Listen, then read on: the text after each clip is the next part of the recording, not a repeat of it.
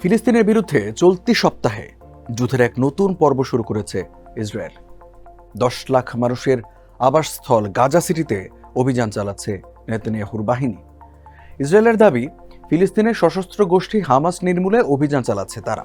তবে জাতিসংঘের তদন্ত বলছে ভিন্ন কথা।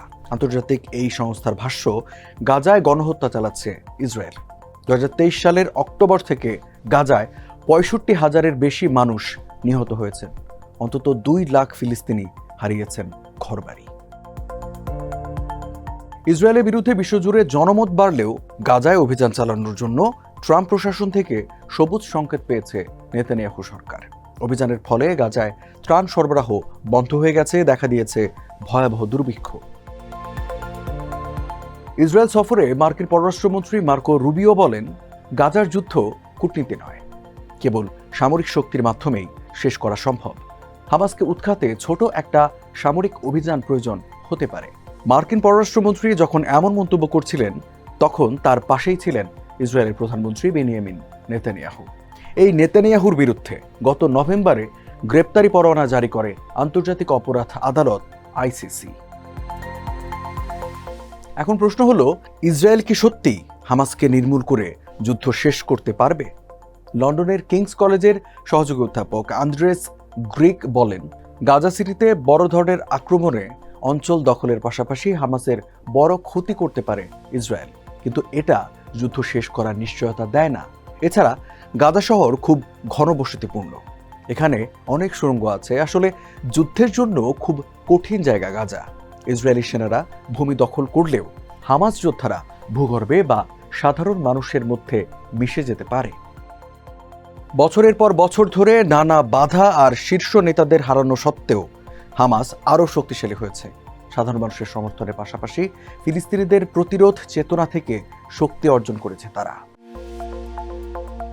শীর্ষস্থানীয় ফিলিস্তিনি শিক্ষাবিদ এবং ইস্তানবুল জাইম বিশ্ববিদ্যালয়ের centre for Islam and global অ্যাফেয়ার্সের পরিচালক সামি আল আরিয়ান নিশ্চিত যে ইসরায়েলি সেনাবাহিনী আবারও ব্যর্থ হবে। ফিলিস্তিনি প্রতিরোধের দৃঢ় সংকল্পের কথা উল্লেখ করে তিনি বলেন, আমি বিশ্বাস করি তারা ব্যর্থ হবে।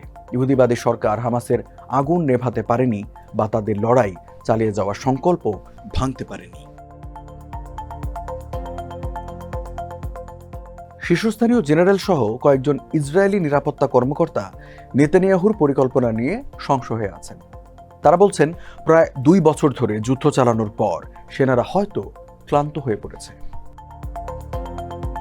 টানা যুদ্ধ চালিয়ে যাওয়ায় নেতানিয়াহু সরকারের উপরও বিরক্ত হতে শুরু করেছে ইসরায়েলি জনগণ। অন্যদিকে জিম্মিদের পরিবারের আশঙ্কা, গাজা সিটিতে অভিযানের ফলে প্রাণ হারাতে পারে ইসরায়েলি বন্দীরা। ধারণা করা হচ্ছে গাজা সিটির কোনো টানেলে বন্দী তারা। চলতি সপ্তাহে নেতানিয়াহু সরকারের বিরুদ্ধে সবচেয়ে বড় বিক্ষোভ দেখা গেছে ইসরায়েলে। বিক্ষোভ হয়েছে ফ্রান্স, যুক্তরাজ্য ও স্পেনের মতো দেশেও। গাজা সিটিতে হামলার ফলে সেখানে আটকে থাকা লাখ লাখ সাধারণ মানুষ ভয়াবহ পরিস্থিতির মুখোমুখি হবে বলে সতর্ক করেছে জাতিসংঘ সহ বিভিন্ন দেশ। ফিলিস্তিনি রাজনৈতিক বিশ্লেষক ইউসুফ আল হেলু বলেন, ইসরায়েল গাজা শহর ধ্বংস করতে চাচ্ছে কারণ তারা মনে করে এটি ফিলিস্তিনি প্রতিরোধের মূল কেন্দ্র। এছাড়া সব ধরনের সুবিধা হারানোর ফলে হামাসের জন্য ইসরায়েলি সেনাদের মুখোমুখি হওয়া কঠিন হবে।